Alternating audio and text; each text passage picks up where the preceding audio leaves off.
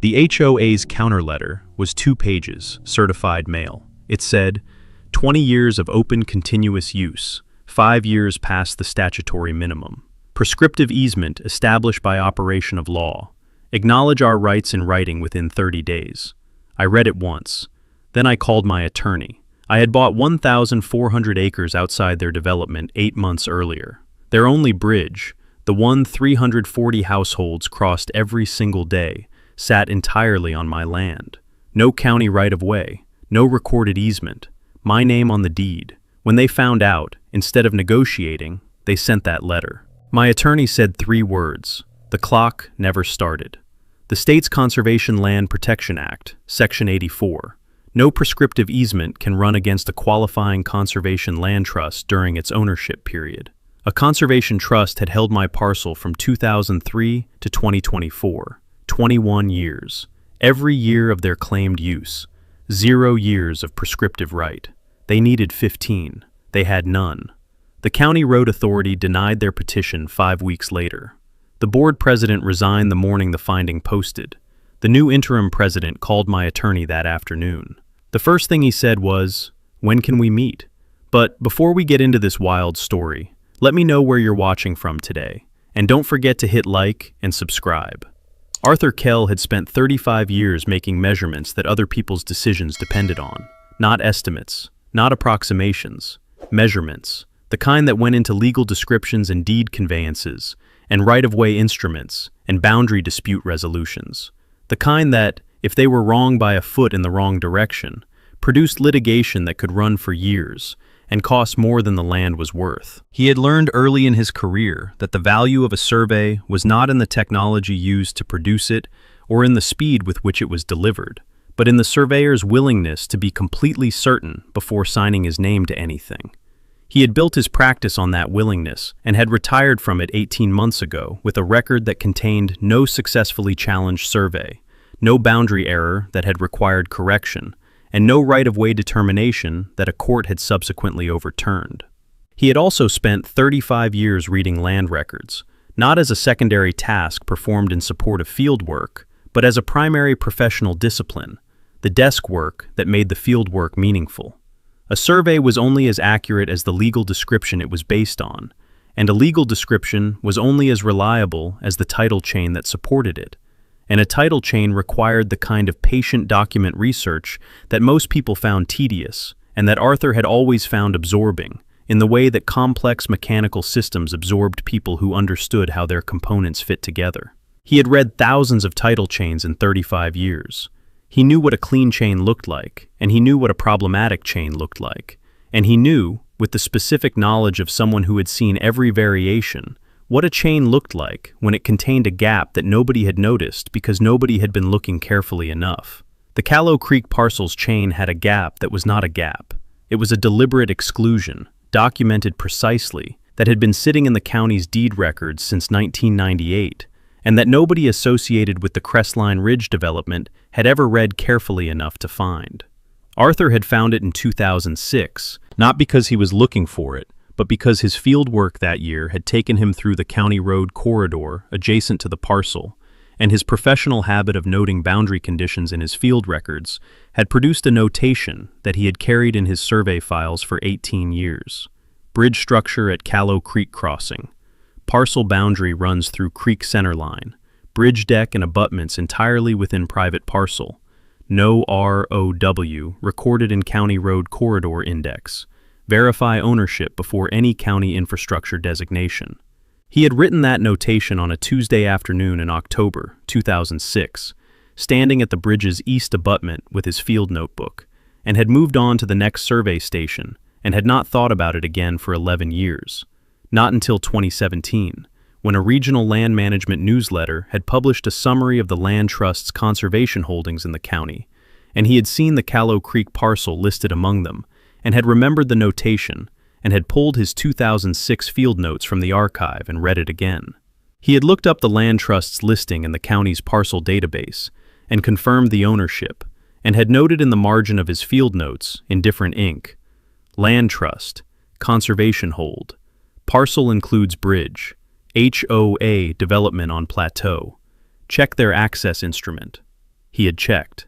There was no access instrument in the county's recorded document index. No easement, no right-of-way grant, no license, nothing. He had written one more notation below the first two. Access by tolerance. Will become access by dispute when ownership changes. He had filed the notes and gone back to his practice, and had thought about the Callow Creek parcel occasionally over the following 7 years. The way you think about a thing you know is still there, unchanged, waiting for the condition that will make it relevant. The condition arrived in March 2024 in the form of a land trust liquidation notice published in the county's legal notices section. The regional land trust was dissolving following the death of its principal donor, whose estate had specified liquidation of all holdings and distribution of proceeds to the donor's named charitable beneficiaries. The Callow Creek parcel was listed as Lot 7 of 11 parcels to be sold at public auction in June 2024. Estimated value based on timber and recreational land comparables, $1.8 million to $2.4 million. Parcel size, 1,400 acres. Parcel description, mixed timber and meadow. Callow Creek riparian corridor, existing bridge structure at northern boundary. Arthur had read the notice twice and called his accountant the same afternoon. He had been retired for 6 months at the time and had the liquidity from the sale of his survey practice, a firm he had built over 20 years and had sold to a regional engineering group for a figure that, combined with his retirement accounts and the paid-off farmhouse where he had lived for 30 years, meant that $2.2 million at auction was a significant expenditure but not an impossible one. He had asked his accountant to model the purchase against his retirement projection. The accountant had come back in 3 days with a spreadsheet and a question. What do you intend to do with 1,400 acres of mixed timber and meadow? Arthur had said, own it, and manage the timber sustainably, and address a title situation that has been unresolved for 20 years. The accountant had said, the title situation, is that a liability or an asset? Arthur had said, it depends on how the adjacent development responds to being informed of it. The accountant had looked at his spreadsheet and said, the purchase is supportable if the timber management generates the projected return. The title situation is outside my modeling parameters. Arthur had said, I know. That's why it's mine to evaluate. He had driven to the parcel 3 times before the auction. Once to walk the northern boundary where the bridge sat, once to assess the timber stand quality on the western slopes, and once to sit at the bridge's east abutment on a clear morning and look at the single-span structure that 63 years of Callow Creek weather had left largely intact. The timber deck had been replaced. He could see from the deck board condition that the replacement had been recent, within the past 5 or 6 years, the wood not yet weathered to the gray patina that the original construction would have carried. The abutments were the original 1961 concrete, sound, but showing the surface weathering of 6 decades of creek moisture. The span was 42 feet. The deck width was 14 feet, sufficient for a single lane of vehicle traffic with minimal shoulder clearance. The load rating sign at the east abutment said 15 tons, which was the original posted rating, and which Arthur's structural assessment, informal, the assessment of a civil engineer looking at a structure rather than conducting a formal inspection, suggested was probably still accurate for the abutments and the primary span members, but which the deck board's replacement suggested someone had been monitoring and maintaining. He had photographed the load rating sign. He had photographed the deck boards. He had photographed the abutments. He had photographed the survey monument at the east abutment's base, his own monument, placed during the 2006 corridor survey, still present and undisturbed 18 years later, and had confirmed its position against his 2006 field notes. Everything was where he had left it. He had bid at the auction by phone, his attorney Frances Odom present at her office in the county seat with the closing documents ready. The bidding had opened at $1.75 million and had run to $2.2 million over 11 rounds, with 2 other bidders, a timber investment group and a conservation buyer who dropped out at $2.1 million. Arthur had gone to $2.2 million on the 11th round, and the room had gone quiet, and the auctioneer had counted, and Arthur had bought 1,400 acres of mixed timber and meadow, and 1 single-span bridge over Callow Creek for $2.2 million, which was $400,000 above the estimate's midpoint, and which he considered a reasonable price for what the parcel contained. Francis had the closing completed in 3 weeks. The deed was recorded under Arthur's name on a Thursday in July 2024. The title chain was clean and unambiguous from the 1961 timber company construction to the 2003 land trust donation to the 2024 auction sale to Arthur. 4 owners in 63 years, each transfer documented with the precision that a land trust's professional management produced. Each instrument recorded in the county's deed index, without gap or encumbrance. The parcel's legal description included the bridge structure explicitly, as it had in every instrument since the 1998 exclusion from the Plateau parcel sale, including the existing bridge structure and abutments spanning Callow Creek at the northern boundary, together with all appurtenances thereto. Arthur had read that sentence in the closing documents, and noted it the way he noted every legal description element whose significance was non-obvious to a general reader, but precise to someone who understood what appurtenances thereto meant in the context of a bridge spanning a creek that a 340-unit residential development crossed every day to reach its homes. He had driven to the property the following Saturday with his field truck and his survey equipment, and Meg Torse, who had been his field assistant for the last 8 years of his practice, and who had called him 3 months into his retirement to ask if he had any project work she could help with, because the regional engineering group that had bought his firm had reorganized the field team and her position had been eliminated. He had said he had a boundary resurvey project starting in August that would run 6 to 8 weeks. She had said she was available. Meg was 34, a licensed surveyor's assistant with 8 years of field experience and the specific competence that came from working with someone who required precision, and had communicated that requirement consistently for 8 years. She was not verbose in the field. She understood that survey work required concentration, and that concentration required quiet, and she had learned to communicate the information that needed communication, and leave the rest unspoken. She was also, as Arthur had noted over 8 years of field seasons, consistently right about the things she was confident about, and consistently willing to say when she wasn't confident, which was the professional quality he valued most after accuracy itself. They had set the field camp at the parcel's eastern access point, a gravel turnout off the county road below the plateau, on the parcel's side of the creek, with a clear line of sight to the bridge, and enough level ground for the 2 field tents and the equipment trailer. Arthur had a camp stove and a folding table, and a field desk, and the survey equipment, and the 2006 field notes, and the complete parcel records from the closing, organized in the waterproof document case he had used for field work since 1992. On the first morning, Meg had set up the total station at the south end of the bridge, and Arthur had walked the east abutment and confirmed his 2006 monument's position. He had shot the monument's coordinates, compared them to his 2006 recorded position, and found them within 4 millimeters, a confirmation that 18 years of creek flooding and frost cycles and vehicle load had not moved the abutment's base structure measurably. He had noted it in his field log and moved to the next station. They worked the northern boundary first, the creek corridor, the bridge, the abutment footprints, and then moved to the property's western and southern boundaries over the following days. The resurvey was not primarily about finding errors in the prior documentation. It was about producing a current, sealed survey of record that reflected Arthur's ownership, confirmed the parcel's boundaries against the current ground conditions, and documented the bridge structure's position within those boundaries with the precision that a legal dispute, if one developed, would require.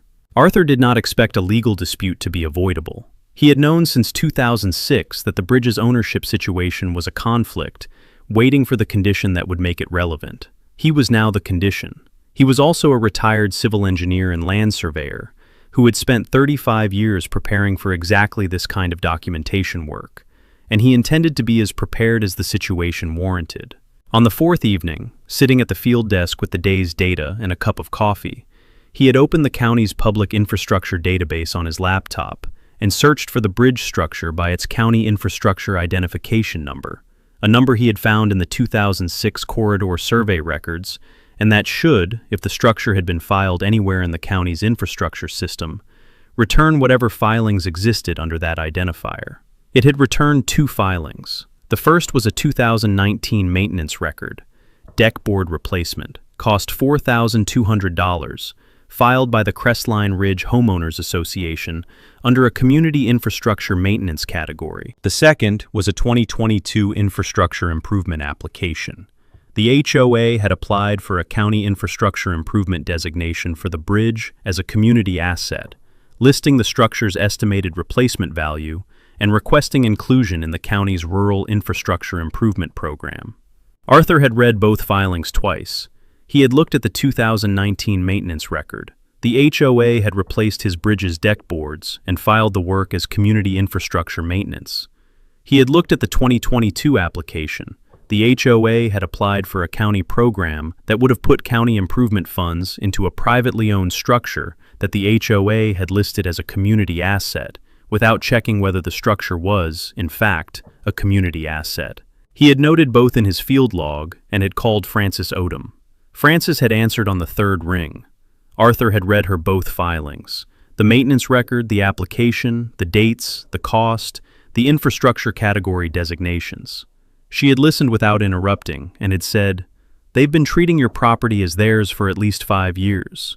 The maintenance work is unauthorized improvement of private property. The 2022 application is a misrepresentation to the county, whether intentional or not." Arthur had said, "The 2022 application, did the county process it?" Frances had said, "I'll check. If it was approved, the county has a problem in its own record." He had said, "It was probably processed without a title check. The county's infrastructure program is designed for public assets. They wouldn't have been looking for a private title issue on a structure someone described as a community asset." Frances had said, "I'll have the full filing history by tomorrow, and I'll start drafting the notice." Arthur had thanked her and ended the call. He had looked at the bridge from the field desk, visible from the camp through the tree line, the deck boards catching the last evening light, the replacement boards Karen had, Sandra's HOA had paid for, the boards that were newer than the rest of the structure, and that would, in Vivian's, in Frances's notice, be described accurately as what they were: unauthorized improvements to private property, installed by a party with no ownership interest and no recorded right to do anything on the structure at all. He had written in his field log, "County filings noted, 2019 maintenance, 2022 improvement application. Frances notified, notice drafting commenced, resurvey. On schedule, completion estimated 10 days. He had closed the field log and looked at the bridge in the last light and thought about the 340 households on the plateau above him, crossing that bridge every morning on their way to the county road, every evening on their way home, in the complete and unexamined confidence of people who had never once considered that the structure carrying them across Callow Creek might belong to someone who had been watching it for 18 years and had just paid $2.2 million to own it formally. The bridge was 42 feet of timber deck and 63-year-old concrete abutments and 14 feet of vehicle clearance, and one sentence in a deed recorded on a Thursday in July 2024 under Arthur Kell's name. He finished his coffee and went to bed. The Crestline Ridge Homeowners Association had been incorporated in 2004, the year the Plateau Development's first phase reached occupancy, 80 units in the initial build, expanding to 220 by 2009, and to the full 340 by 2014, as the developer completed the 3 remaining phases on the plateau's eastern and southern sections. The association's founding documents had been drafted by the developer's council and recorded with the county in March 2004, establishing the standard governance structure for a residential development of this scale: a 5-member board, annual assessments, an architectural review committee, a common area maintenance mandate, and an access road maintenance provision that described the community's single ingress and egress route as a shared infrastructure asset subject to HOA maintenance responsibility. The access road maintenance provision was Article 7 of the Declaration. It was 2 paragraphs. The first paragraph defined the access road as the paved surface running from the county road junction at the plateau's base to the development's main entrance gate at the plateau's edge, including all associated drainage infrastructure, signage, and safety features. The second paragraph assigned maintenance responsibility for that road to the HOA and authorized the board to levy special assessments for major repair or replacement work. The provision had been drafted by a real estate attorney who had reviewed the developer's site plan and the county's road acceptance documents, and had written the definition of the access road based on what the site plan showed. The site plan showed the road. It did not show the bridge as a separate parcel. It showed the bridge as a feature of the road, a crossing, a span, a point in the route's geometry, because the developer's site plan had been drawn without reference to the underlying title chain of the land beneath the bridge, and the attorney who had drafted Article 7 had used the site plan as his reference, without independently verifying that every element of the route was either on HOA land or subject to a recorded right-of-way. The bridge was on the site plan. The bridge was in the route. Therefore, in the attorney's working assumption, the bridge was covered by Article 7. Nobody had checked. The developer had not checked. The attorney had not checked. The county's plan review office had not checked.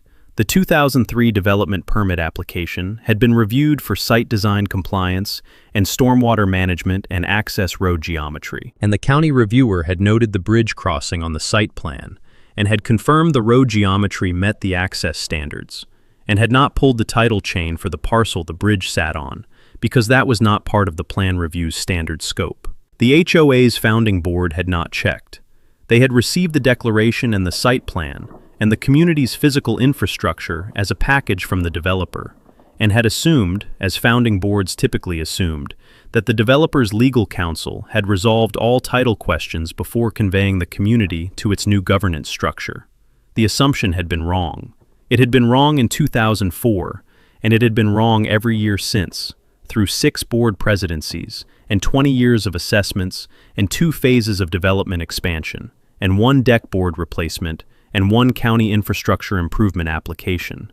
And nobody had found it wrong, because nobody had looked. Sandra Pelch had been elected to the board in 2018, and had assumed the presidency in 2020, after the previous president, a retired accountant named Horace Venn, had declined a 3rd term and endorsed Sandra as his successor at the annual meeting. She had won the presidency with 23 of the 31 votes cast at the meeting, a strong margin for a community of 340 units, reflecting the organizational energy she had demonstrated in her 2 years as the board's Facilities Committee chair. She had spent those 2 years cataloging every piece of infrastructure the HOA maintained, producing a facilities inventory that was, by any reasonable standard, the most thorough document the association had generated since its founding.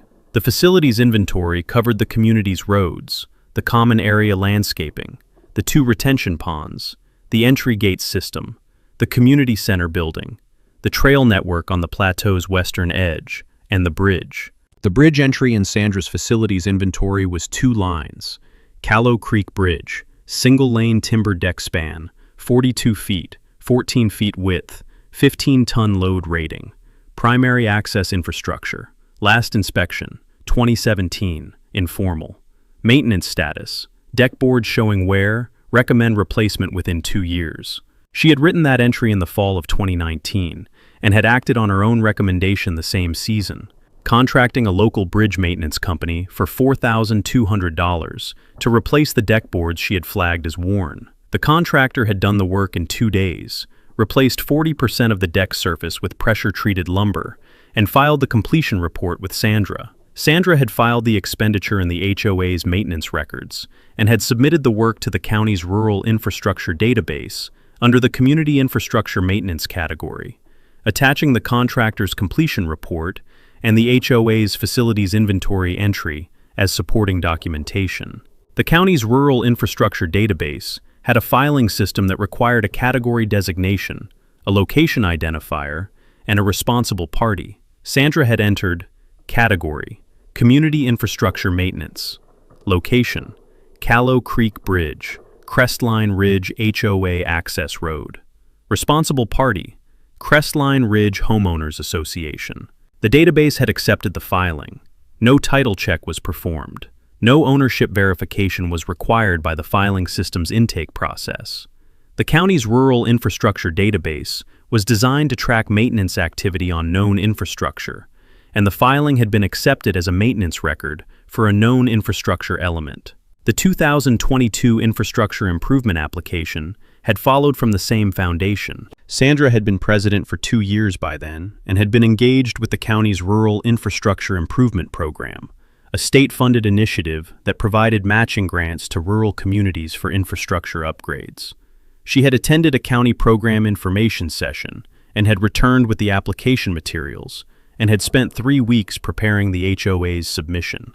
The submission covered 3 infrastructure elements: the access road's paving condition, the entry gate system's electrical components, and the bridge.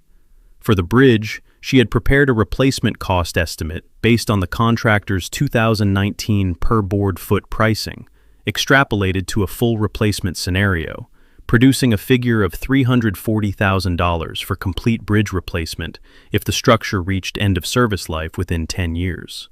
She had listed this as the bridge's community asset value in the application's infrastructure inventory section.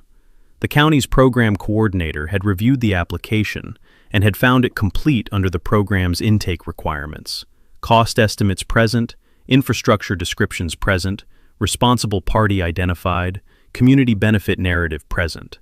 The application had been approved for the program's waiting list in December 2022, meaning the HOA was eligible for matching funds when its priority ranking reached the funding threshold. The program coordinator had not checked the bridge's title. The program's intake requirements did not include title verification for applicant-identified community assets. The program had been designed with the assumption that applicants were listing infrastructure they owned or had established rights to, and the intake process had not built in a verification step for that assumption. The approval had gone to Sandra's board address. She had read it, noted the waiting list status, filed it, and moved on to the next item on her agenda. She had mentioned it at the following board meeting as a pending opportunity for infrastructure funding. The board had noted it without discussion. All of this was in the county's public records: the 2019 maintenance filing, the 2022 application, the program coordinator's approval letter, all of it indexed under the Crestline Ridge HOA's name and under the Callow Creek Bridge location identifier. Arthur had found it in 4 searches on the county's public infrastructure database, sitting at his field desk on the 4th evening of the resurvey, with his coffee and his laptop, and 18 years of context that made every line of every document immediately legible in a way that it had not been legible to anyone who had filed it or processed it. He had called Francis at 7:43 p.m. Francis Odom had been in property law for 23 years, the first 6 as a county title examiner, a background that gave her the institutional knowledge of how title chains were supposed to be read and what happened when they weren't. She had a particular professional attention for the category of problem that Arthur had just described to her: the long-term assumption of ownership or use rights over property that belonged to someone else, accumulated through institutional inattention and organizational momentum until the assumption had been operationalized deeply enough that correcting it required dismantling infrastructure, financial, administrative, or physical, that had been built on top of it. She had heard Arthur's summary of both filings and had said, "They've been treating your property as theirs for at least 5 years. The 2019 maintenance work is unauthorized improvement of private property. They retained a contractor, paid the contractor, filed the work as community infrastructure maintenance, and submitted it to the county's database, all on a structure they had no ownership interest in and no recorded right to touch." Arthur had said, "And the 2022 application." She had said, "The 2022 application is a misrepresentation to the county of the bridge's ownership status, whether Sandra Pelch knew it was a misrepresentation or not. She listed your property as a community asset in a grant program application. The county processed it and put the HOA on a waiting list for matching funds that would have paid for improvements to your bridge. That's a problem for the county's program record, and it's a problem for the HOA's legal exposure." Arthur had said, "The county's program coordinator didn't check the title." Francis had said, "No, and the county has its own administrative record issue as a result. I'll look at the program's intake requirements and see whether there's a clerical error finding to be made, the same category as what happened with the development permit in 2004. But the primary issue is straightforward.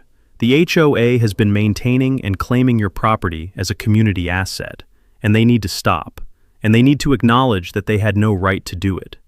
Arthur had said, "The notice." She had said, "I'll draft it this week. I want the resurvey complete first, so we can attach the sealed boundary documentation." "How long?" He had said, 10 days. She had said, I'll have the draft ready when the survey is sealed. One question, do you want to negotiate or litigate? He had said, I want to negotiate from a position where litigation is clearly unnecessary, because my position is completely documented and theirs is completely without foundation. Francis had said, then I'll draft a notice that makes that position visible before the first meeting. He had ended the call and looked at the laptop screen, the 2022 application still open, Sandra Pelch's signature on the responsible party line, the bridge's replacement cost estimate at $340,000, the program coordinator's approval notation at the bottom. He had thought about the 340 households on the plateau, the ones who had voted for Sandra's facilities inventory and her infrastructure improvement initiative, and her organized, energetic presidency, the ones who had no reason to know that their community's single access point rested on a foundation of documentation that nobody had ever checked. He had thought about the morning commute, the daily crossing, the timber deck under 400 vehicles, the creek below, the abutments that he now owned, and that the county's database listed under the Crestline Ridge HOA's maintenance responsibility.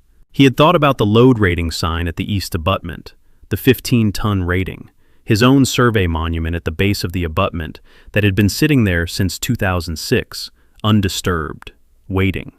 He had closed the laptop and looked at the field log and written, HOA maintenance and application records confirmed in county database. Francis notified. Notice drafting, pending survey completion. Resurvey, day 4 of estimated 14. Boundary conditions, consistent with 2006 notes and closing documents. Bridge, fully within parcel boundaries. No county ROW. No recorded easement. No access instrument of any kind. He had looked at that last line for a moment. The clean negative. The absence of every instrument that would have made the HOA's 20 years of assumption legally defensible. No ROW. No easement. No access instrument of any kind. He had underlined it, which was not his normal field log practice. He underlined it because it was the sentence that everything else pointed toward, and that everything after this point would be organized around. And he wanted it visible at the top of every page he turned to when he sat at this desk for the next 10 days, finishing the survey that would seal the documentation that Francis would attach to the notice that would reach Sandra Pelch's desk on a Tuesday morning and change everything the HOA thought it knew about the road that carried it home. He put down his pen and went to bed. Outside, Callow Creek ran under the bridge in the dark, the way it had run under it since 1961, indifferent to who owned the concrete above it, and carrying nothing downstream but water. Arthur completed the resurvey on a Friday afternoon, 14 days from the first station, the total station broken down and packed, the field notes complete, the data transferred to the office files that Francis would receive with the sealed plat. He had worked the boundary in 4 sections: the northern creek corridor with the bridge, the western timber slope, the southern meadow boundary, and the eastern access section where the parcel's edge ran parallel to the county road for approximately 800 feet before turning north toward the creek. Each section had been shot from multiple control points, the redundancy built in not because he doubted his own work, but because a sealed survey that would be used in a legal proceeding needed the internal consistency that redundant measurement produced, the kind of consistency that a challenge could not find a gap in because there was no gap to find. The bridge section had received the most detailed treatment. He had shot the abutment footprints from 6 control points, the creek center line from 4, and the deck structure's horizontal extent from 3. He had documented the survey monument at the east abutment's base, his own monument from 2006, position confirmed within 4 millimeters of its recorded coordinates, and had placed a new monument at the west abutment's base to establish a 2-point reference line for the bridge structure's position within the parcel. The sealed plat would show the bridge in its complete relationship to the parcel boundaries. Entirely within, the creek center line running below the deck at the parcel's northern edge, the abutments on Arthur's land, the deck on Arthur's land, the approach surfaces on Arthur's land.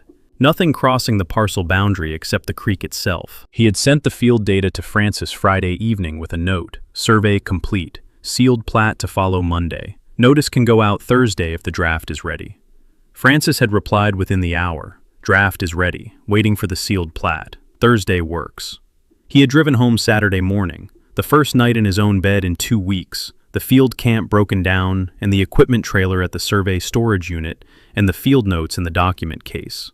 He had sat at his kitchen table with coffee and the county's parcel database open on his laptop, and had spent an hour confirming that nothing in the public record had changed during his 2 weeks on site. No new filings under the bridge's infrastructure identifier. No new HOA maintenance submissions. No activity of any kind that suggested the HOA had become aware of his presence on the property. They had not. He had been working below the plateau's sightline for 14 days, at the creek level, invisible to anyone on the access road above. The field camp's location on the parcel's eastern access point was not visible from the bridge deck. He had not introduced himself to anyone. He had not been required to. The sealed plat arrived from the drafting service Monday afternoon. Arthur reviewed it against the field notes. Every dimension, every bearing, every coordinate, every monument notation. The plat was clean and complete and showed exactly what the 14 days of field work had established. 1,400 acres, northern boundary running along Callow Creek center line, bridge structure entirely within parcel boundaries, no right-of-way, no easement, no encumbrance of any kind. He signed the seal and sent it to Francis by courier Monday evening. Francis called Tuesday morning to confirm receipt and said the notice would go out Thursday by certified mail, addressed to the Crestline Ridge Homeowners Association's registered agent, to Sandra Pelch at her board president address, and to the HOA's management office. She read Arthur the 4-paragraph summary. The bridge and the land beneath it were private property owned by Arthur Kell, transferred by deed recorded July 2024, title chain unencumbered from 1961 to present. No public right-of-way existed in any county road corridor record or any other recorded instrument. The HOA's 2019 maintenance work had constituted unauthorized improvement of private property, and the notice requested a meeting within 30 days to discuss access arrangements and demanded reimbursement of the $4,200 unauthorized maintenance expenditure within the same period. The sealed survey plat and the deed abstract were attached as exhibits. Arthur said, "Send it." The notice went out Thursday. Sandra Pelch signed for the certified envelope the following Tuesday at the HOA management office. The delivery confirmation time-stamped at 9:41 a.m. She was at her desk reviewing the month's assessment collection status when the office assistant brought the envelope in and set it on her desk with the certified mail slip on top. She opened it and read the first paragraph and set it down. She picked it up and read all 4 paragraphs. She read the attached deed abstract, the title chain, the 2024 transfer to Arthur Kell, the parcel description with the bridge included explicitly. She looked at the sealed survey plat, the bridge's position within the parcel boundaries, the creek center line, the abutment footprints, the survey monuments, Arthur's professional seal in the lower right corner. She read all of it a second time. She read it a third time, more slowly, looking specifically for the element she needed to find, the gap, the error, the instrument she had missed that would show the HOA's access to the bridge was legally grounded. She read the parcel description, looking for an exclusion that might carve the bridge out of Arthur's ownership. She read the title chain, looking for a right-of-way grant she might have missed. She looked at the county road corridor reference in the second paragraph, no public right-of-way in any county road corridor record, and thought about the access road and Article 7 of the Declaration, and the developer's site plan and every assumption that had been built on top of every assumption since 2004. She did not find what she was looking for. There was nothing to find. She called Martin Hess at 10:09. Martin was the HOA's general counsel, a real estate attorney she had worked with for 4 years on covenant enforcement, assessment disputes, and the community center renovation contract. He was competent and careful and had handled every legal matter she had brought him, with the organized efficiency of a practitioner who understood residential HOA law well and who she trusted to tell her what she needed to hear. She told him what she had in her hands. She described the notice, the deed abstract, the sealed survey plat. She read him the parcel description's bridge inclusion language. She said, "I need to know if this is real." Martin said, "Send me everything. I'll call you back." She photographed the notice, the deed abstract, and the survey plat and sent them to Martin's email. She sat at her desk and looked at the wall and waited. Martin called back at 12:22, 1 hour and 40 minutes after she had sent the documents. She had been at her desk for the entire interval, the original documents in front of her, her coffee untouched and cold. He said, "I've reviewed the deed abstract and the survey plat, and I've run the county title chain myself. The title is clean. Arthur Kell owns the bridge. The 1998 exclusion from the plateau parcel sale is documented precisely in the deed. It wasn't an oversight, it was an intentional retention by the timber company. The land trust held it from 2003 to 2024, and the transfer to Kell in July is properly recorded. The parcel description has included the bridge explicitly in every instrument since 1961. Sandra said, "The right-of-way." Martin said, "I checked the County Road Corridor Index, the County Road Authority's acceptance records, and the State Transportation Department's Rural Road Registry. There is no right-of-way recorded for the bridge crossing in any of those systems. No dedication, no acceptance, no license, nothing. The HOA's access road crosses Arthur Kell's private property on a bridge Arthur Kell owns and has always owned, or his predecessors have owned, without any recorded legal right to do so." Sandra said nothing for a moment. Then she said, 20 years. Martin said, 20 years of access by tolerance. The land trust tolerated it. Now the new owner has sent a notice requesting a meeting to discuss access arrangements. That's actually a favorable opening. He's not closing the bridge. He's asking for a meeting. She said, he wants $4,200 for the deck boards. Martin said, yes, and he'll get it, because the HOA authorized maintenance work on private property without authorization, and the cost is documented. That's the smallest number in this situation. She said, "What are our options?" Martin said, "One option. You negotiate a recorded access easement with Arthur Kell's attorney. That's it. There are no other options that end with the HOA's residents being able to reach their homes by their current route." The prescriptive easement question. She said, 20 years of use. Martin said, "I was about to address that. The land trust held the parcel from 2003 to 2024. I need to check the state's prescriptive easement statute against the land trust's conservation status, but my immediate reading is that the trust's ownership period has implications for the prescriptive clock. I'll confirm that and call you back. But regardless of the prescriptive question, my recommendation is that you engage with Kell's attorney immediately and negotiate the easement. The prescriptive argument is a litigation path that costs money and time and ends in the same place if you lose, which based on my initial reading of the title, I think you will." She said, "I need to take this to the board." Martin said, "Of course, but Sandra, the board needs to understand that I am recommending engagement and negotiation. That recommendation is based on my review of the title and the legal framework. Whatever the board decides, I want that recommendation in the meeting record." She said she understood and thanked him and ended the call. She sat at her desk for 3 minutes, looking at the notice. 4 paragraphs. The sealed survey plat with Arthur's professional seal in the lower right corner. The deed abstract with the bridge and the parcel description, plain as the creek it spanned.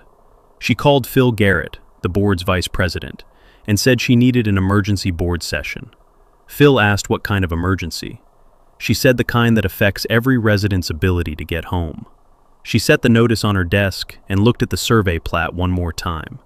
The bridge's footprint inside the parcel boundary line, the creek below it, the county road on the far side, the 340-unit development on the plateau above. One structure, 42 feet of span, one man's name on the deed. She picked up the phone and called the other board members. She did not call Francis Odom. She did not call Arthur Kell.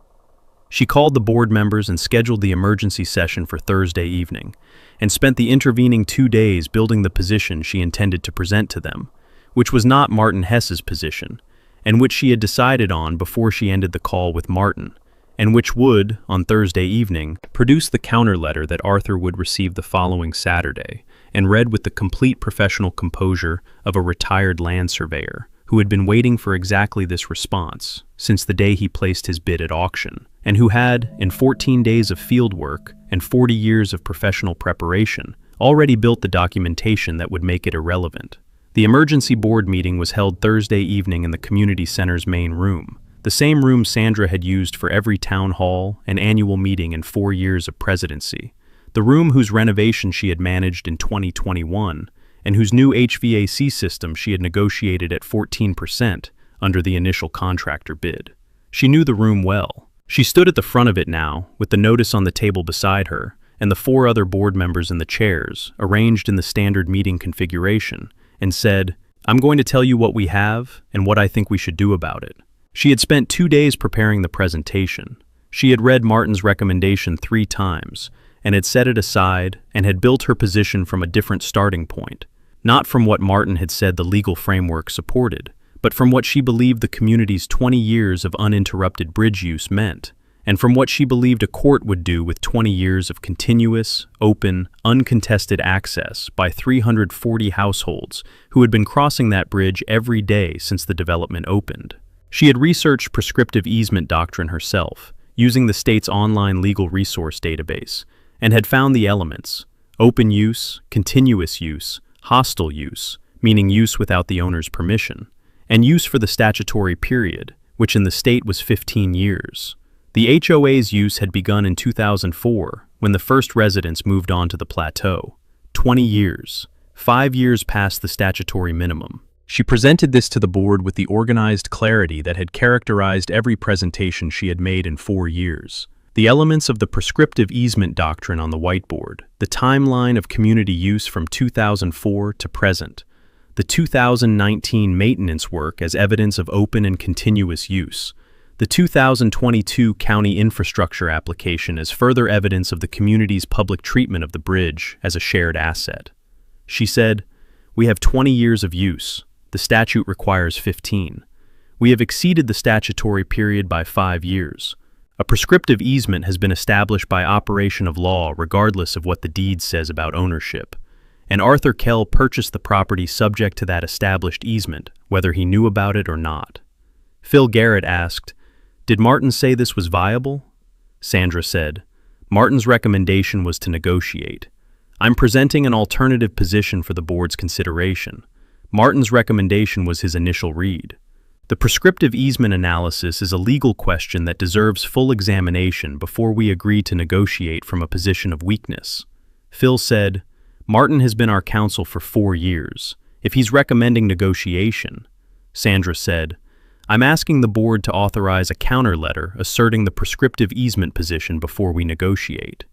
If Kell's attorney can demonstrate the position is wrong, we negotiate. But we start from a position of right, not a position of supplication." The board's treasurer, a woman named Diane Kowalski, said, "What does the counter letter say specifically?" Sandra said, "It asserts the prescriptive easement established by 20 years of open, continuous, hostile, and uninterrupted community use. It demands that Arthur Kell cease any interference with community access to the bridge. It states that the HOA will defend the community's established access rights by all available legal means." Diane said, "And the $4,200. Sandra said, "We dispute the characterization of the maintenance work as unauthorized. The community has been maintaining this bridge as community infrastructure for 5 years. That maintenance is consistent with the prescriptive use that established our easement rights." Phil said, "Sandra, Martin specifically said." Sandra said, "I'm calling for a vote. The board can authorize the counter letter, or it can authorize immediate negotiation. I'm recommending the counter letter as the opening position." The vote was 3-2. Sandra, Diane Kowalski, and a third member named Ray Burkett voted yes. Phil Garrett and the fifth member, a woman named Colette Marsh, voted no. Phil asked that his dissent and his statement that the HOA's own general counsel had recommended negotiation be recorded in the minutes. Sandra said it would be recorded. The minute taker wrote it down. The counter letter went out Friday under Sandra's signature, certified mail to Francis Odom's office address. It was 2 pages. The first page asserted the prescriptive easement, 20 years of open, continuous, hostile, and uninterrupted community use by 340 households, exceeding the state's 15-year statutory period, establishing an easement by operation of law appurtenant to the Crestline Ridge development, and binding on all subsequent owners of the servient parcel, including Arthur Kell.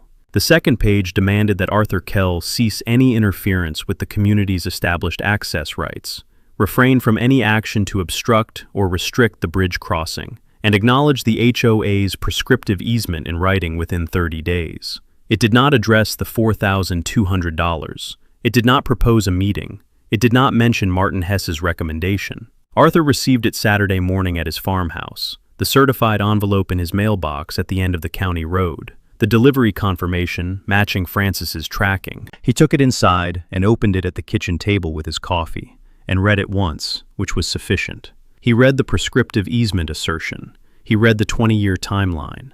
He read the statutory period citation, 15 years, which the letter cited correctly. He read the demand that he cease interference and acknowledge the HOA's established rights. He called Francis at 9:15. She picked up on the second ring. He said, "The counter letter came this morning. They're asserting prescriptive easement, 20 years of use, 15-year statutory period, easement established by operation of law. They want me to acknowledge it in writing and cease interference." Francis said, "Read me the exact language on the use period." He read it. 20 years of open, continuous, hostile, and uninterrupted community use by residents of the Crestline Ridge development, commencing with the development's initial occupancy in 2004 and continuing to present. Francis was quiet for 3 seconds. Then she said, "They've made this easy." He said, "The land trust." She said, "Yes. Walk me through what you know about the trust's conservation status."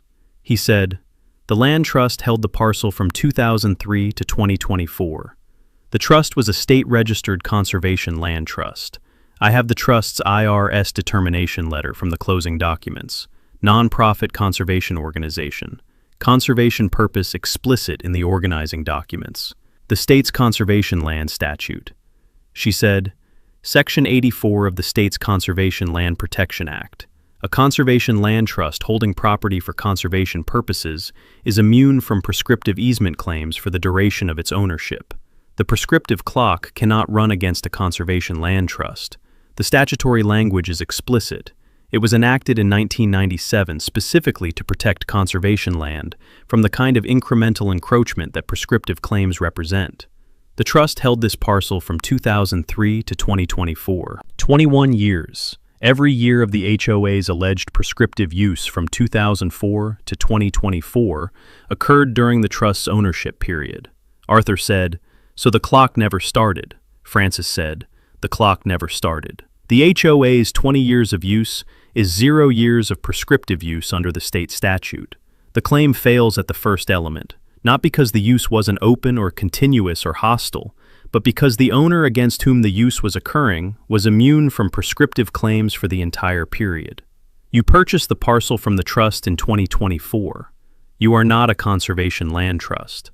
The prescriptive clock could theoretically start running from your acquisition date, Arthur said, which was 18 months ago. Francis said, 18 months. They need 15 years from your acquisition date to establish a prescriptive easement against you.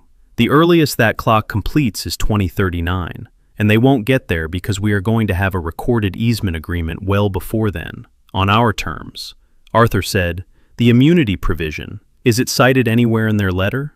She said, "No, they didn't find it. Their prescriptive easement research found the elements and the statutory period and stopped there. They didn't research the ownership chain's implications for the clock's running.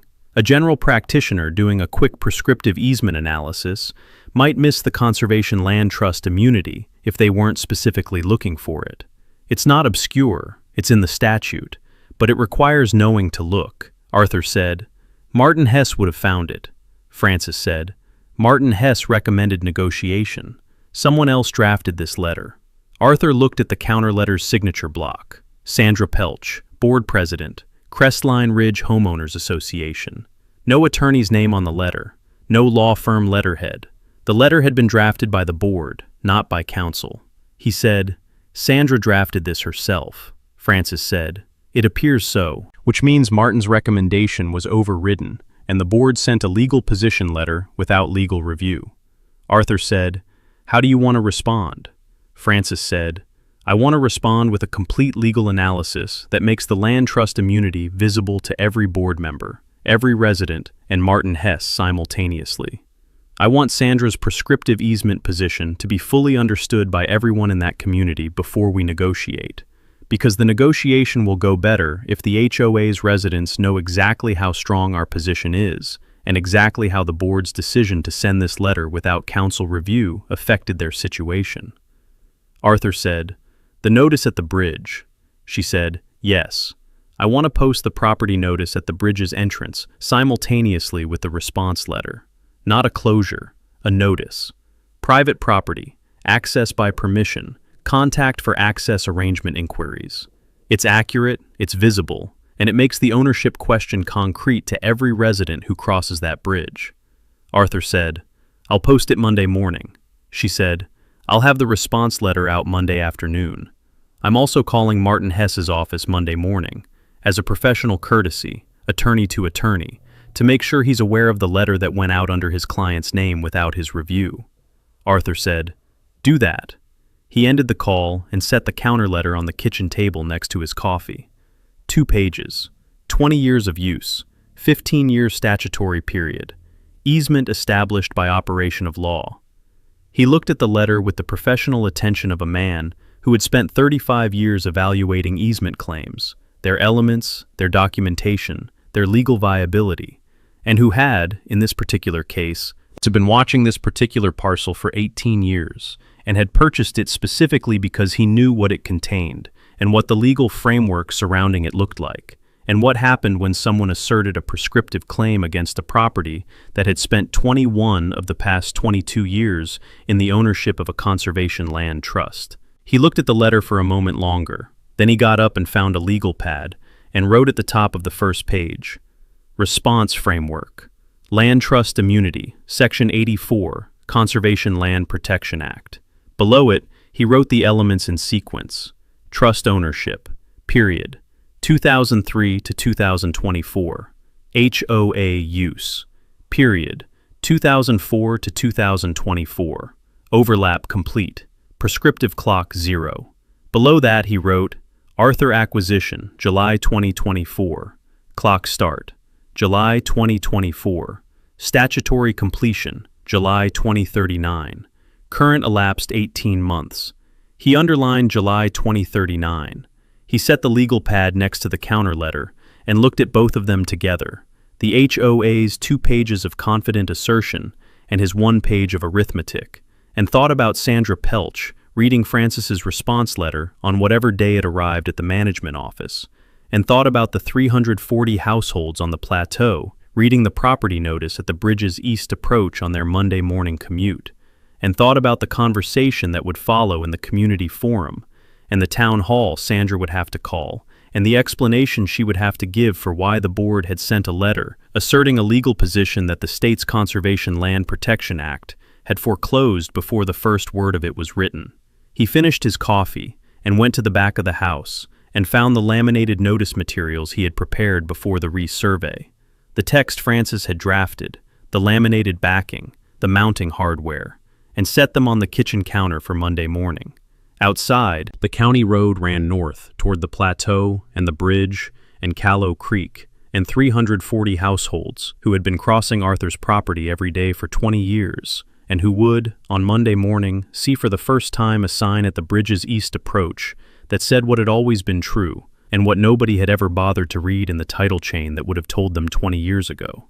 Francis sent the response letter Monday afternoon, certified mail to Sandra Pelch at the HOA management office, to the HOA's registered agent, and to Martin Hess at his law firm address. The Martin Hess copy was Francis's professional courtesy, attorney to attorney, as she had told Arthur she would do. She had called Martin's office Monday morning before drafting the final version, and had left a message with his assistant. She was responding to a letter sent by the Crestline Ridge HOA board under Sandra Pelch's signature on Friday, asserting a prescriptive easement claim, and she wanted Martin to be aware of the letter's contents before her response arrived, because the contents raised questions about the board's legal review process that Martin might want to address with his client.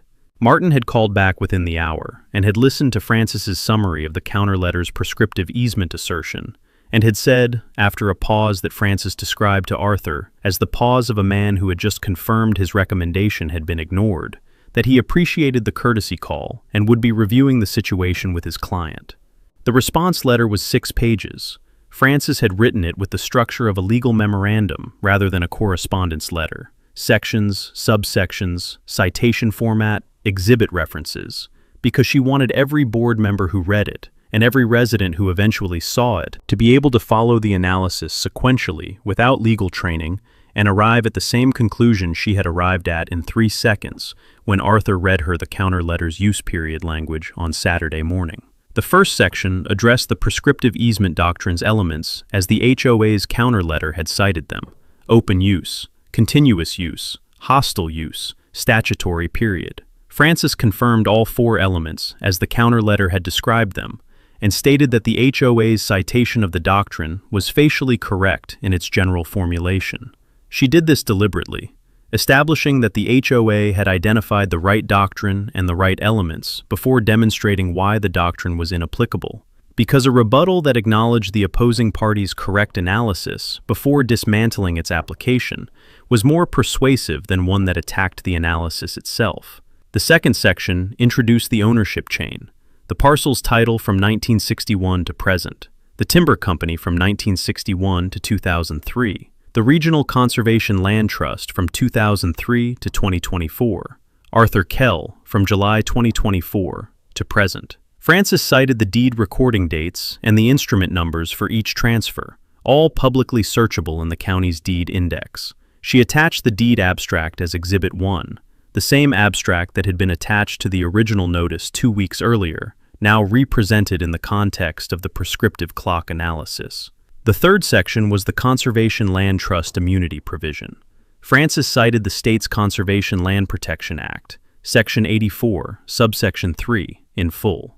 No prescriptive easement, easement by implication, or other non-consensual access right shall be established against any parcel held by a qualifying conservation land trust during the period of the trust's ownership, regardless of the nature, duration, or continuity of use, by any adjacent or accessing party during that period. The prescriptive period shall not run against the qualifying conservation land trust, and no such period running prior to the trust's acquisition shall be tolled or continued against the trust. She cited the statute's 1997 enactment date and its legislative history. The provision had been enacted specifically in response to a series of prescriptive easement claims against conservation lands in the state's northwestern counties, where residential development had incrementally encroached on conserved parcels and then claimed prescriptive rights based on the encroachment. The legislature had closed that pathway explicitly and permanently. She then applied the provision to the HOA's claim in 2 sentences.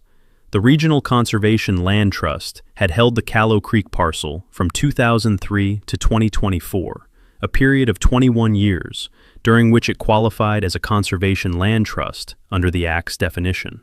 Every year of the HOA's alleged prescriptive use from 2004 to 2024 had occurred during that 21-year ownership period.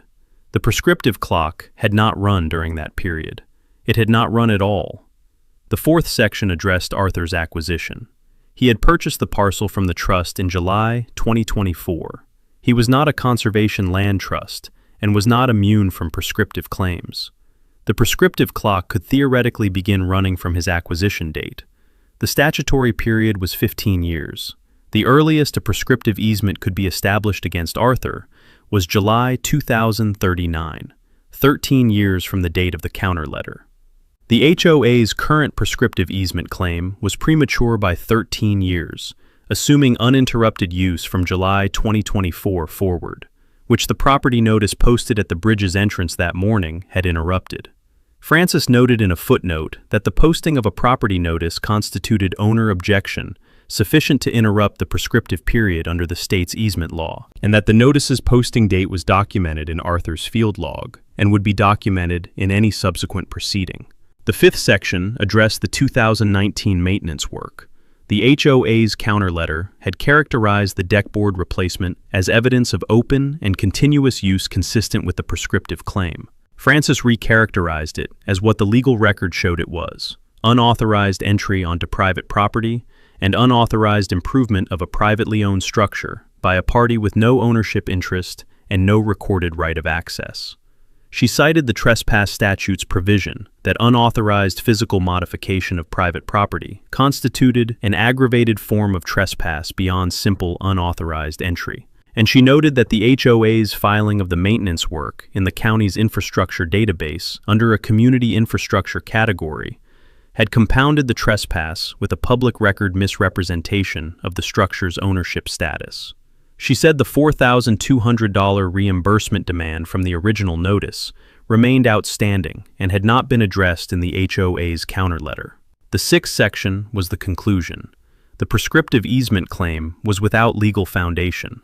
The Conservation Land Trust immunity provision foreclosed the claim completely for the 20-year period the HOA had cited. No right-of-way existed in any county record. No easement had been granted. The HOA's residents were accessing Arthur Kell's private property on Arthur Kell's Bridge without legal authorization.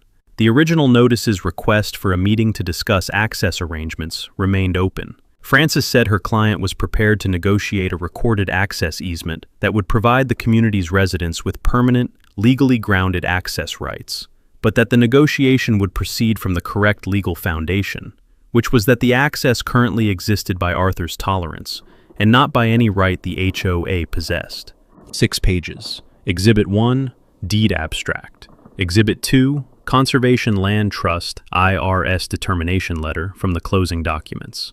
Exhibit 3, County Parcel Database Screenshot showing the Trust's ownership period with the Conservation Land Trust designation visible.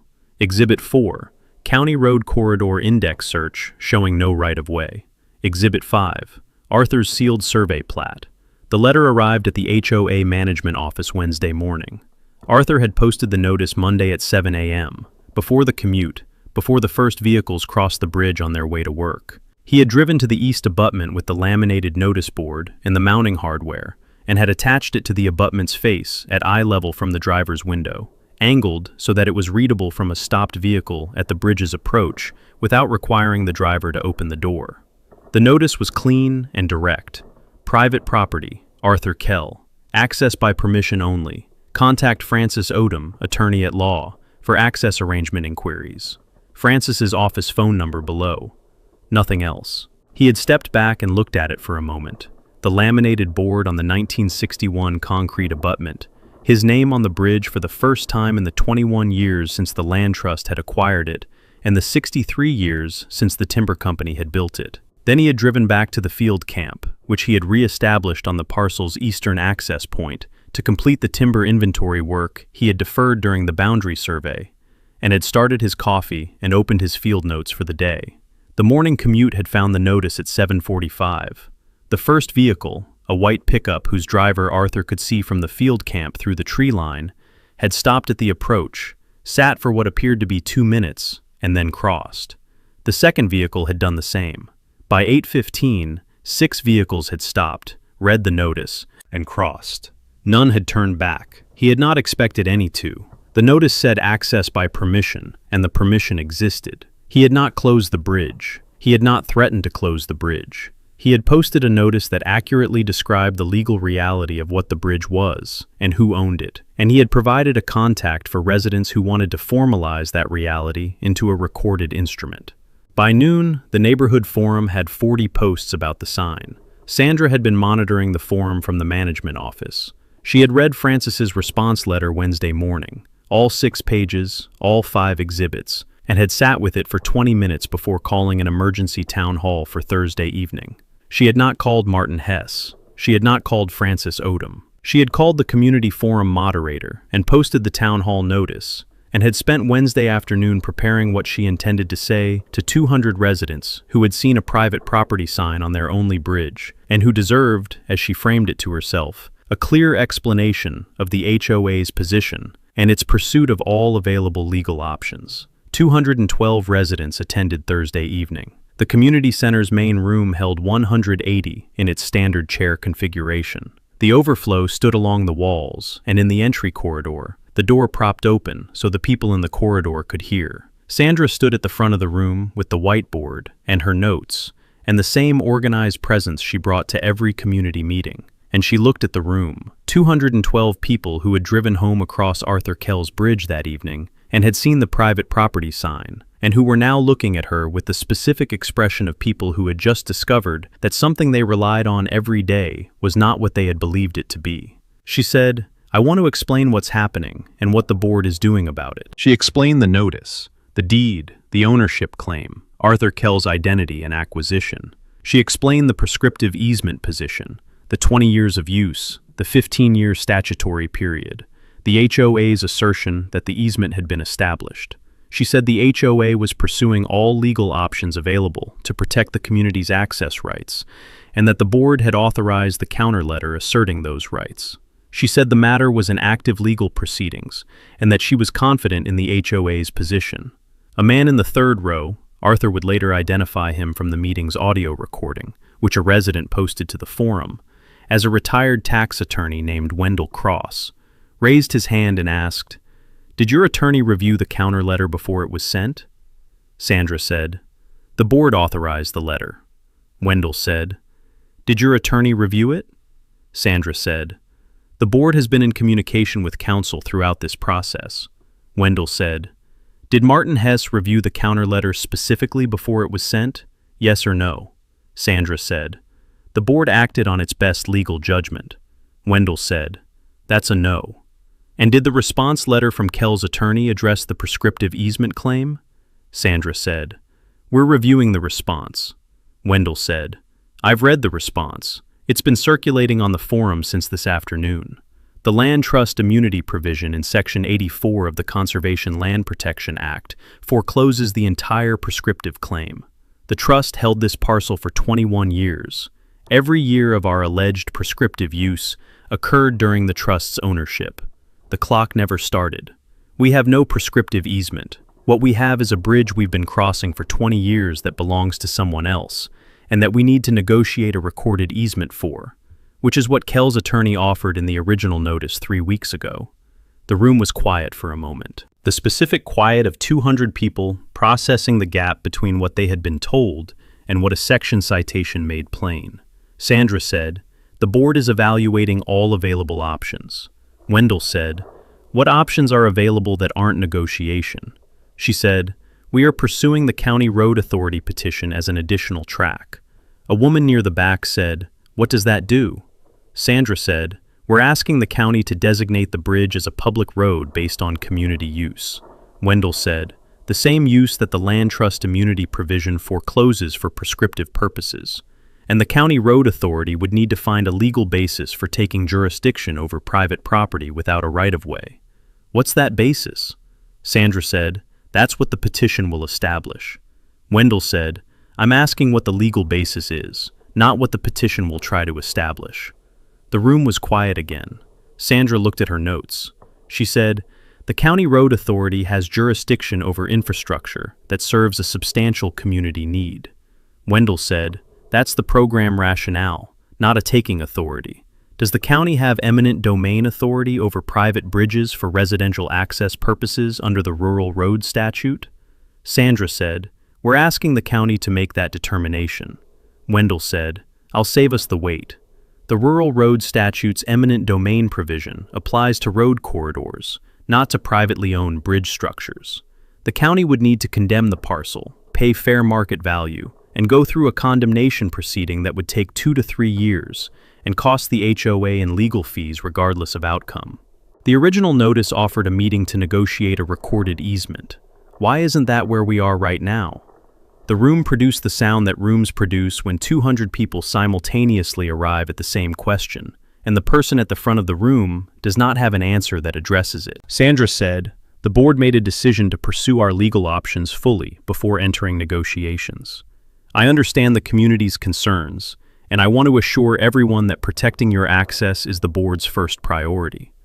She said it with the organized clarity she brought to everything, and it landed with the flatness that organized clarity produces when the room knows the question hasn't been answered. She said the board would provide updates as the legal process developed, and thanked everyone for attending, and said the meeting was adjourned. She drove home across Arthur Kell's Bridge, the private property notice visible at the east abutment in her headlights for 3 seconds as she crossed, and she thought about Wendell Cross's question, "Why isn't that where we are right now?" and did not have an answer for it that she was prepared to say out loud.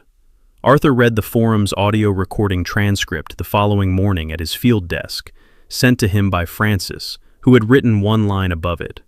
"Room did the work for us. Call me when you've read it." He read it. He called her. She said, "Wendell Cross." He said, "Retired tax attorney." She said, "And apparently well read on conservation land law." The room understood the position before Sandra finished the meeting. "We're close." He said, "The county petition." She said, "Let them file it.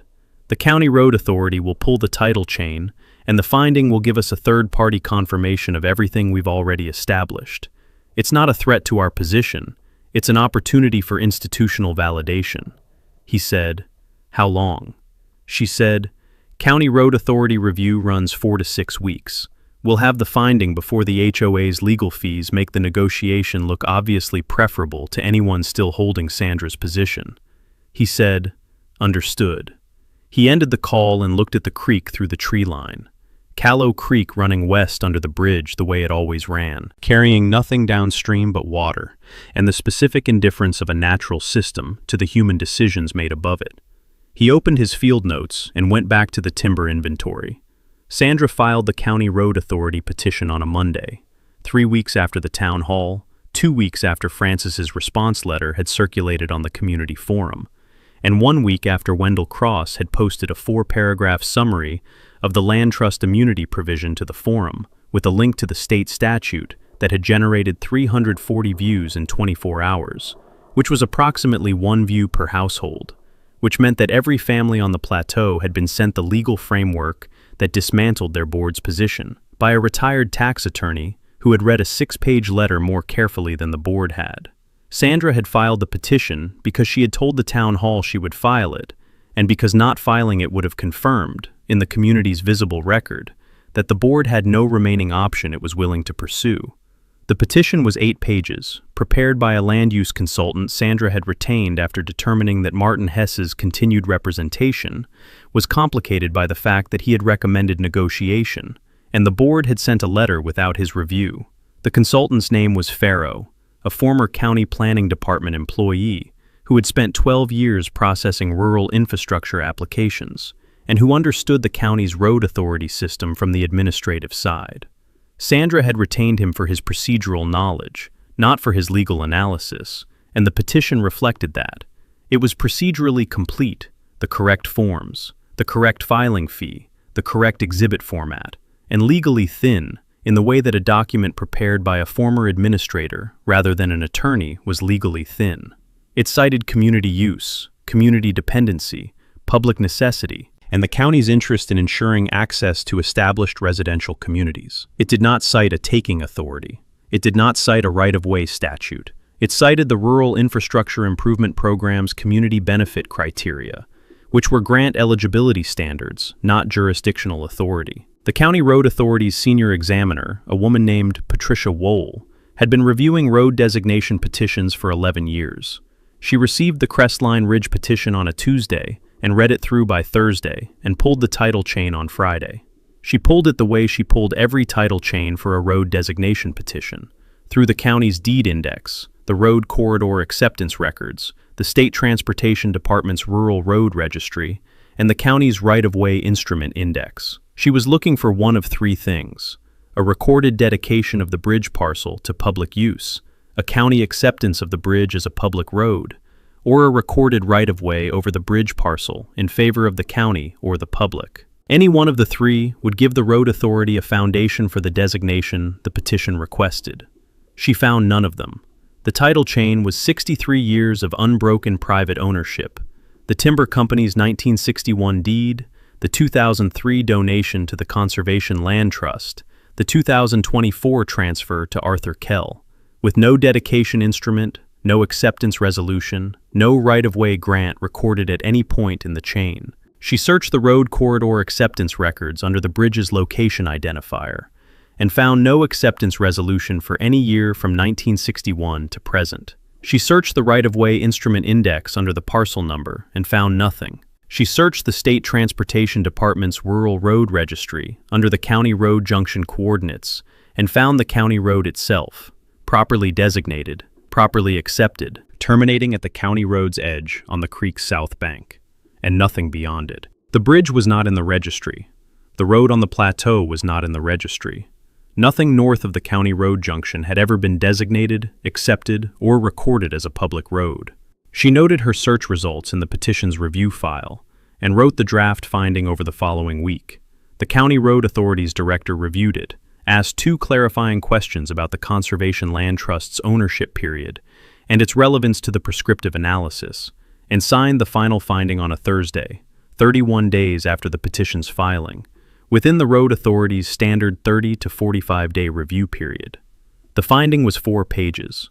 The first page was the procedural summary, the petition, the filing date, the petitioner, the subject parcel. The second page was the title chain analysis, private ownership from 1961 to present, no dedication, no acceptance, no right-of-way recorded in any county or state instrument at any point in 63 years. The analysis noted that the parcel's ownership history was documented with unusual completeness. The land trust's professional management had produced a title chain with no gaps and no ambiguities, which meant the Road Authority's review had required less reconstruction work than typical private road petitions. The title was simply clean and had been clean for 63 years. The third page was the jurisdictional analysis.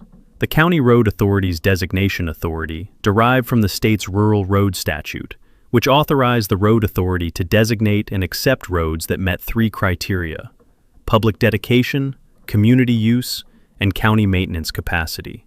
The bridge parcel met the community use criterion. 340 households had been crossing it for 20 years, which was not in dispute. It did not meet the public dedication criterion. No dedication had ever been recorded, and the county's maintenance capacity criterion required that the county have a legal basis to maintain the infrastructure, which required either ownership or a recorded right-of-way, neither of which existed. The Road Authority could not designate a road over private property without the owner's consent, a recorded dedication, or a condemnation proceeding. The petition had not requested condemnation and had not provided a legal basis for it under the Rural Road Statute's eminent domain provision, which applied to road corridor acquisitions and not to privately owned bridge structures. The petition was denied. The fourth page was the administrative notation that Francis had anticipated, and that the county's program coordinator had not anticipated when she processed the 2022 infrastructure improvement application.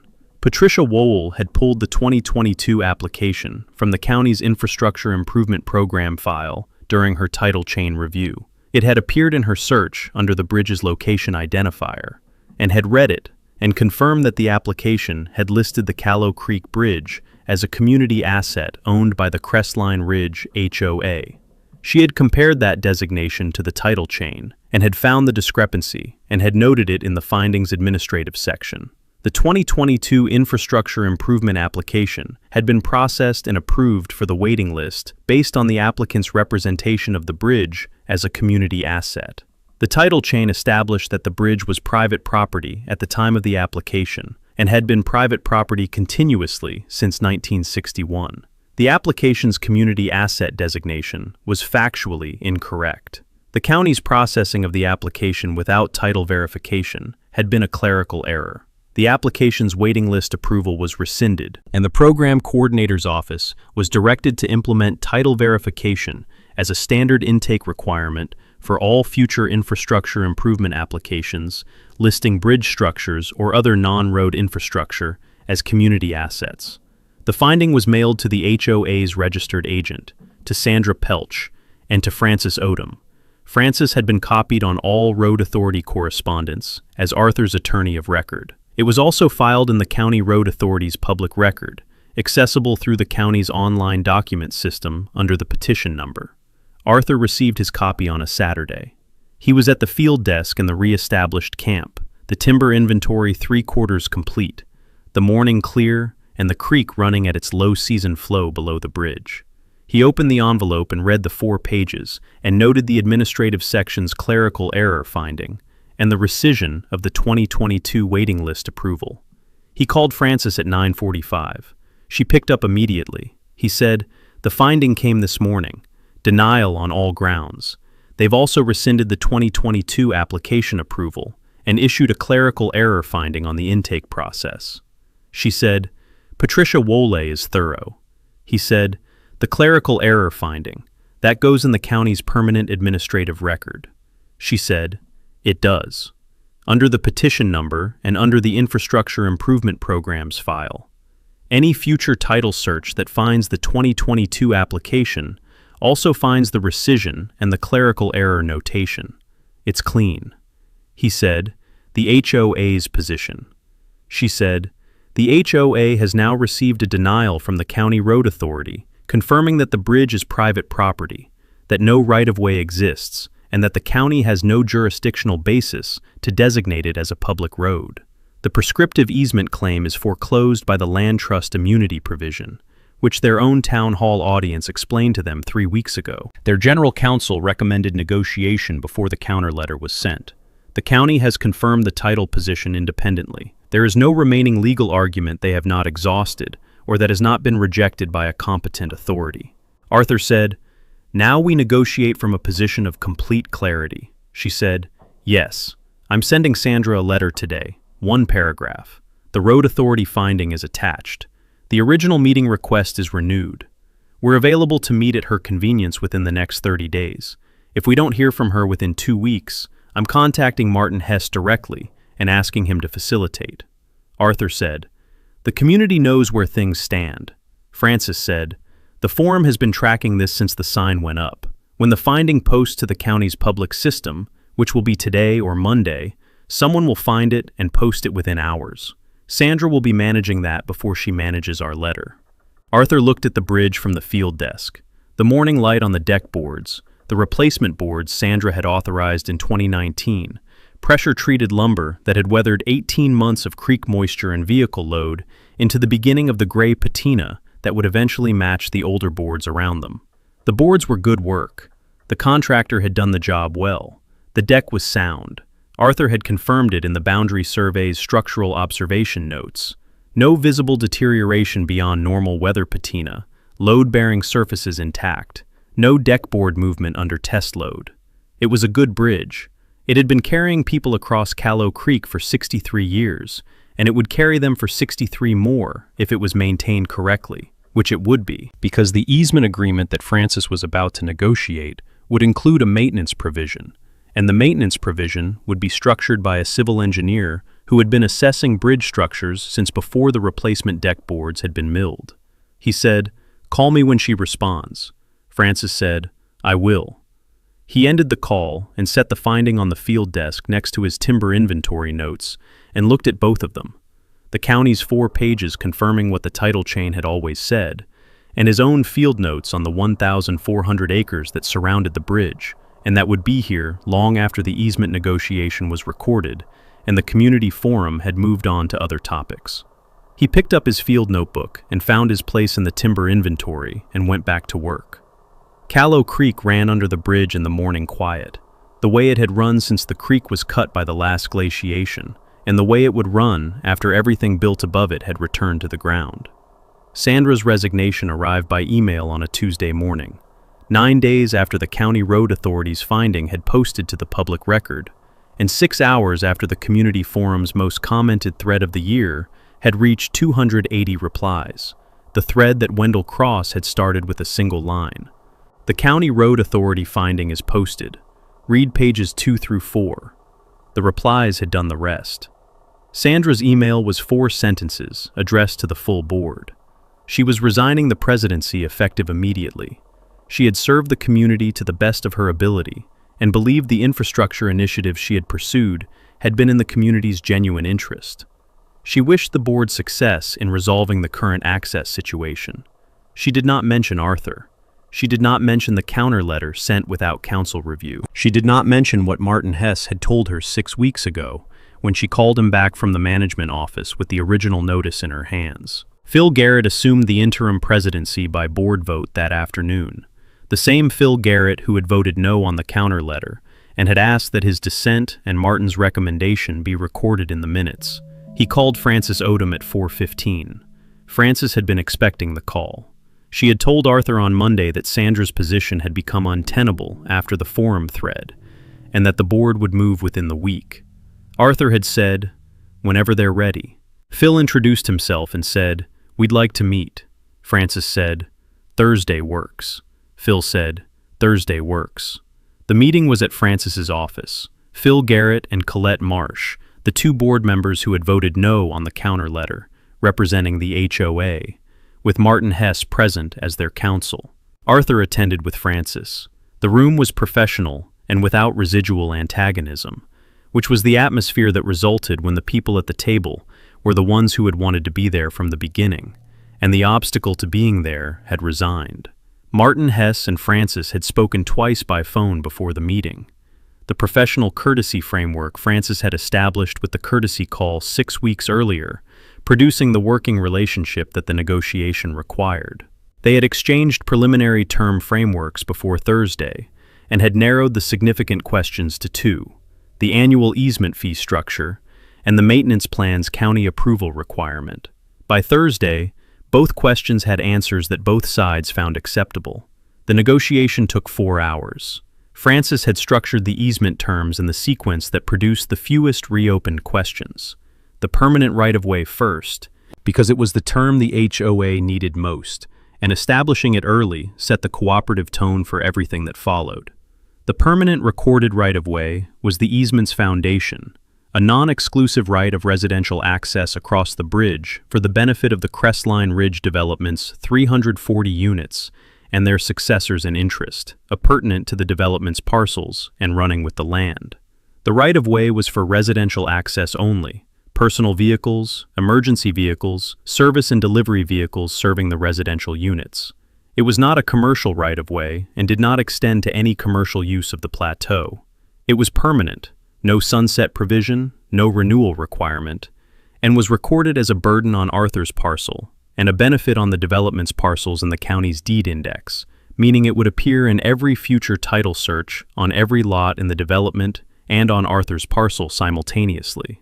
The annual easement maintenance fee was $8,400, a figure Francis had derived from the bridge's annual maintenance cost estimate, which Arthur had produced from his structural observation notes and his 35 years of infrastructure assessment experience, divided between the parties at a ratio that reflected the development's primary use of the structure. The HOA paid $8,400 annually to Arthur, indexed to the county's infrastructure cost index, reviewed every 5 years. The fee was modest relative to the 340-unit assessment base, less than $25 per household per year, and was structured as an easement maintenance contribution rather than a use fee, which meant it was legally characterized as the HOA's contribution to the upkeep of infrastructure it had a recorded right to use, rather than as payment for permission to cross. The HOA was responsible for all bridge maintenance under a county-approved maintenance plan, a plan that Arthur would prepare and submit to the county's road authority for approval, drawing on his engineering background and Vivian Cross's structural assessment standards from his survey work. The plan would specify inspection intervals, maintenance triggers, deck replacement criteria, and load rating review periods. The county's approval requirement meant the maintenance standard was set by a public authority rather than by private negotiation, which protected both parties: the HOA against inadequate maintenance standards, and Arthur against claims that he had failed to maintain infrastructure the HOA depended on. The $4,200 reimbursement for the 2019 deck board replacement was paid at closing, a check from the HOA's Maintenance Reserve Fund, which Phil had confirmed was adequate for the payment without requiring a special assessment. Francis accepted it as settlement of the unauthorized improvement claim in full. The recorded acknowledgement was the final term, and the one Francis had been most precise about drafting. It was a single recorded instrument, not a provision within the easement agreement, but a separate document filed independently in the county's deed index, stating that the Callow Creek Bridge was the private property of Arthur Kell, that the Crestline Ridge Homeowners Association held no ownership interest in the bridge, and had held no ownership interest at any prior time, that the community's access to the bridge existed by virtue of the recorded easement granted by Arthur Kell in the current instrument, and that the access existed by grant and not by right. The distinction between by grant and by right was the sentence Francis had insisted on, and that Martin had accepted after one exchange. It foreclosed any future board from characterizing the easement as a recognition of pre-existing rights rather than a new grant, which meant no future board could build a prescriptive argument on the easement's existence. Martin had said, "That's a clean distinction." Francis had said, "That's the point." Arthur signed the easement agreement and the recorded acknowledgement on a Thursday afternoon at the county recorder's office, the same Thursday as the meeting, because Francis had prepared the final instruments in advance of terms being confirmed and had brought them to the meeting, ready for execution, once agreement was reached. The county recorder filed them at 4:47 p.m. The easement appeared in the county's online deed index by end of business, accessible under Arthur's parcel number, under the development's parcel number, and under the bridge's location identifier in the infrastructure database, where the 2022 application's rescission notation and the clerical error finding already sat in the permanent record. Arthur drove to the bridge Friday morning before the commute. He had the engraved marker in the truck's bed, a 4-inch by 12-inch plate of brushed aluminum with black-filled engraved text, mounted on a stainless steel backing plate sized for the east abutment's face. He had ordered it from a monument fabrication shop the week after the county finding had posted, on the reasonable expectation that the negotiation would conclude, and that the conclusion would require a marker. He mounted it at the east abutment's face, below the load rating sign and above his 2006 survey monument, at eye level from the bridge approach. The text was direct: Callow Creek Bridge, private property of Arthur Kell, community access by recorded easement, 2025. He stepped back and looked at it in the early morning light. The 1961 concrete abutment, his 2006 survey monument at the base, the load rating sign above, the new marker between them, the engraved text catching the low morning light the way engraved metal caught light, the letters visible from the bridge approach in the specific clear way that permanent records were visible when they were made of the right material and mounted at the right height. He removed the laminated property notice that had been mounted at the abutment since Monday, 7 weeks earlier. The laminated board had done its work. It had been the first visible evidence to 340 households that the bridge's ownership was not what they had assumed, and it had been present through the town hall and the county petition and the road authority finding and the resignation and the negotiation. He took it down and put it in the truck. He stood at the abutment for a moment and looked at the bridge, the 42 feet of span, the replacement deck boards weathering toward the gray of the original structure, the creek running below at its late-season flow, the county road on the far bank, the plateau above with its 340 households, beginning the morning routines that would send them across this bridge in the next hour on their way to work. He looked at the marker. He looked at his survey monument at the abutment's base, placed in October 2006, present for 19 years, the point from which he had shot the bridge's position in the boundary survey that had sealed the documentation that had supported everything that followed. He got back in the truck and drove to the field camp. Meg was already at the total station when he arrived, the morning's first setup complete, the instrument level and ready. She looked up and said, "How's the marker?" He said, "Good placement, readable from the approach." She said, "Did you take the laminated one down?" He said, "It's in the truck." She said, "Ready when you are." He poured his coffee from the thermos, opened the field notebook to the timber inventory's current section, and picked up the rod. The inventory had 12 sections remaining: the northern meadow corridor and the creekside timber stand on the western slope. The last 2 areas of the 1,400 acres he had not yet measured and documented in the systematic sequence that his fieldwork always followed. He called the first shot, and Meg read the instrument, and he wrote the number in the field notebook the way he had written field numbers for 35 years. Precisely, in the column where it belonged, as part of a record that would still be accurate when everyone who had been present for its creation was gone. The bridge carried the morning commute across Callow Creek behind him, the way it had carried it for 63 years. The deck boards took the load, and the abutments held the span, and the creek ran below it indifferent to the marker on the east face, and the easement in the county's deed index, and the 19 years of survey monuments at the abutment's base. The difference was recorded. That was sufficient.